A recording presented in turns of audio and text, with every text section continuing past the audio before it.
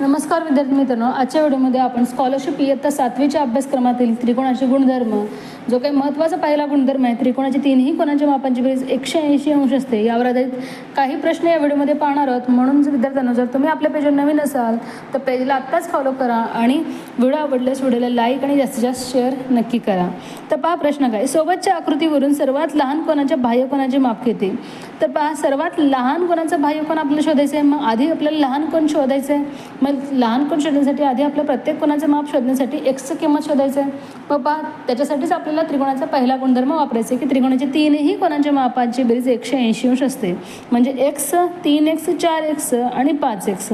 5x अधिक पहा 10 20 30 आणि 30 60 बरोबर 180 अंश दाखवायचं आपल्याला. मग पुढे काय होणार आहे, वजाबाकी होऊन 120 येणार आहे. म्हणजे 120 भागिले 5 केल्यानंतर आपल्या एक्सची किंमत मिळते 5 2 10 5 चौक 20 24.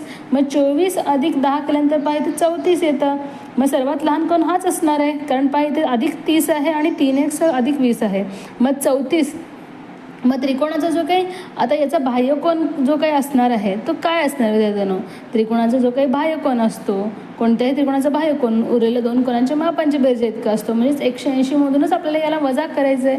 म्हणजेच पहा 180 वजा 34 आपण केलं तर पहा 10तून 4 गेले 6, हातचा 1, 8तून 4 गेले 4 आणि 146 अंश. म्हणजे 2 नंबरचा पर्याय इथे योग्य असणार आहे.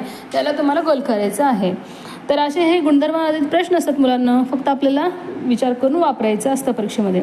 त्यानंतर आकृतीत सी हा शिरोबिंदू असेल असे एकूण त्रिकोण किती? सी शिरोबिंदू. मग पहा सी इथे शिरोबिंदू आहे. मग पहा इथे किती त्रिकोण होणार आहेत? तर पहा ए सी आणि जर आपण याला नाव दिलं D, A C D, D C B 2 झाले. पुन्हा ए सी बी हे 3 झाले. परत पहा आणखीन कुठे त्रिकोण तयार का? हा आणि हे पूर्ण आणि पहा बाहेरील मोठा, म्हणजे एकूण असे 4. आणि पुन्हा पहा विद्यार्थ्यांनो, इथेही होणार आहे. म्हणजे 5 इथे त्रिकोण तयार होतील सी शिरोबिंदू असलेले. त्यानंतर एका समद्विभुज त्रिकोणाच्या शिरोकोनाचे माप आपल्याला दिले तर उरलेल्या कोनांची प्रत्येकी मापे किती? समद्विभुज त्रिकोण आहे म्हणजे 2 भुजासारखे. मग शिरोकोनाचं माप आपल्याला दिलं आहे 2x अंश. मग हे जे काही उरलेले कोन असतात ते दोन्ही काय असतात, एकरूप असतात. आणि त्रिकोणाचा जो गुणधर्म आहे 180 अंश तो आपल्याला वापरायचा आहे. मग या उरलेल्या 2 कोनांच्या मापांची बेरीज किती असणार आहे? 180 अंश वजा 2x असणार आहे. आणि भागिले 2 केलं तर आपल्याला काय मिळणार आहे, प्रत्येकी माप का मिळणार आहे. म्हणजे प्रत्येक कोणाचं माप काढायचं, दोन्ही सारखे असतात.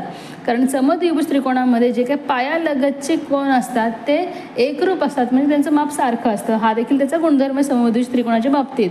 मग आता पहा भागले 2 आपल्याला करायचे. मग 2 आपण इथे कॉमन फॅक्टर काढू शकतो. 2 कंसामध्ये 90 अंश वजा x राहिलं आणि भागले 2, 2 2 कॅन्सल, म्हणजे 90 वजा x असणार आहे. म्हणजे 2 नंबरचा पर्याय इथे योग्य आलेला आहे. याला तुम्हाला गोल करायचं आहे मुलांनो. त्यानंतर त्रिकोण ABC मध्ये पहा मेजरमेंट ऑफ ए कोण दिले 65 अंश, बीचं x अंश. तर एक्सच्या बाबतीत पुढीलपैकी कोणते विधान बरोबर आहे? सीचं तर आपल्याला दिलं नाही. मग पहा त्रिकोणाची तिन्ही कोनाच्या मापांची बेरीज 180 अंश असते. याच्यावरूनच आपल्याला काढायचं आहे की याची व्हॅल्यू काय असणार आहे.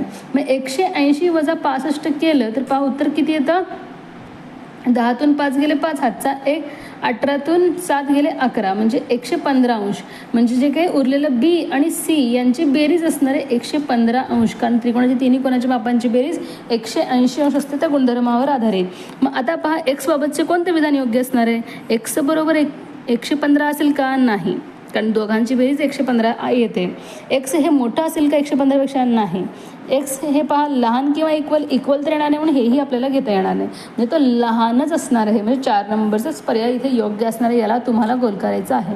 तर अशा पद्धतीने हे त्रिकोणाच्या गुणधर्मावर आधारित प्रश्न असतात जे आपल्याला बारकाईनं सोडवायचे असतात. धन्यवाद.